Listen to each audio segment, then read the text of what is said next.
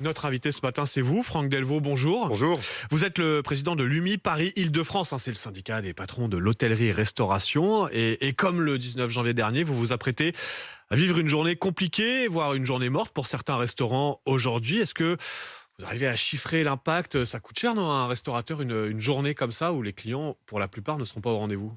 Oui, tout à fait. Et puis, c'est pas uniquement les restaurateurs, vous avez les hôteliers aussi. Hmm. Il y a énormément d'annulations d'hôtels. La semaine dernière, le 19 janvier, il y a eu aussi beaucoup d'annulations. Là, aujourd'hui, on en a.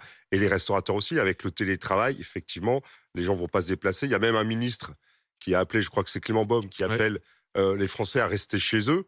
Donc ça, c'est Euh, son rôle, non, de dire aux Français, vous n'essayez pas de prendre le train si vous pouvez l'éviter aujourd'hui, non? C'est Moi, son... je les appelle les Français à aller au restaurant ce midi. D'accord, oui. Nous, on est là, on est ouvert, on les attend. Il Voilà, n'y a pas de problème. si on peut pas aller au restaurant entre collègues à midi parce qu'on n'est pas allé travailler, Voilà. on peut y aller en bas de chez On soi. peut aller en bas de chez soi, C'est- on peut aller peut-être si on travaille pas en famille, si on est en RTT. Mais forcément, pour beaucoup de restaurateurs aujourd'hui, ça va être compliqué. On arrive à chiffrer la perte de chiffre Oui, d'affaires c'est pour les gens.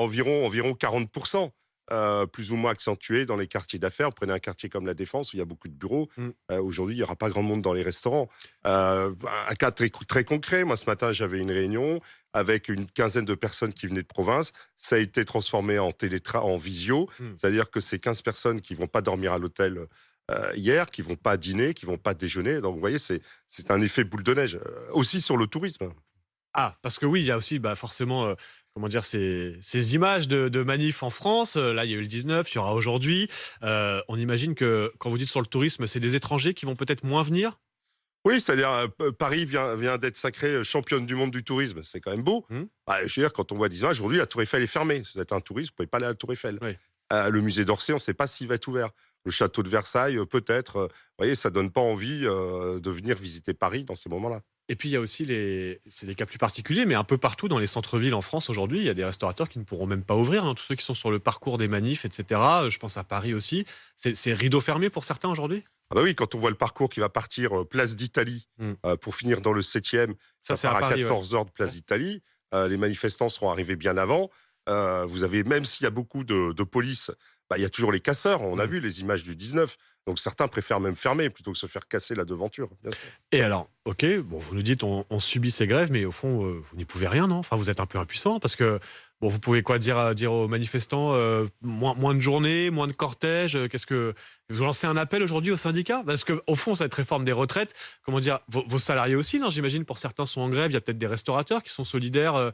Vous voyez ce que je veux dire? Vous dites aux Français, arrêtez de manifester, arrêtez de vous opposer parce que ça coûte trop cher au secteur du tourisme. Ce qu'on dit, c'est que nous, on est un secteur quand même depuis avant 2019 très touché.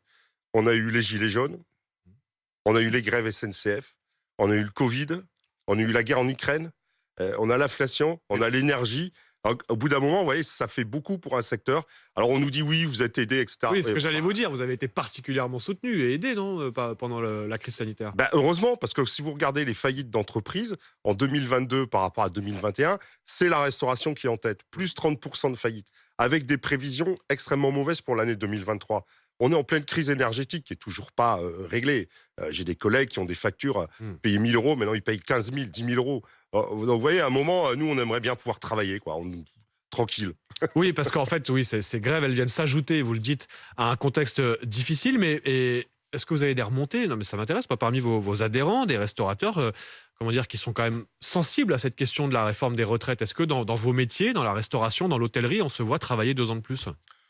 On se voit surtout, nous, on est sensible aux 43 années de cotisation. Ouais. C'est-à-dire à partir du moment où on est un métier, on commence à travailler jeune. Quand vous commencez à travailler à 17 ans, à 18 ans, on ne va pas attendre 64 ans pour pouvoir prendre sa retraite. Nous, on veut qu'au bout de 43 années de cotisation, on puisse prendre notre retraite. Parce qu'à un moment, à 62 ans, 63 ans, être encore cuisinier, être serveur, être femme de chambre, ce sont des métiers très difficiles.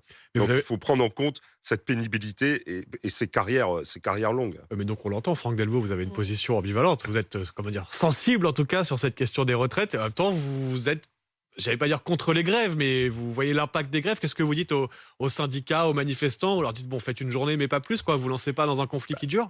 Il y a ça aussi, parce que vous voyez, 19 janvier, aujourd'hui, Il y a déjà des prévisions pour le 7 et 8 février, Ouais. où on a regardé en hôtellerie, il y a déjà des annulations de chambres pour le 7 et le 8, des annulations de congrès, des annulations Et il y a les vacances scolaires qui arrivent aussi. réunions, les vacances scolaires.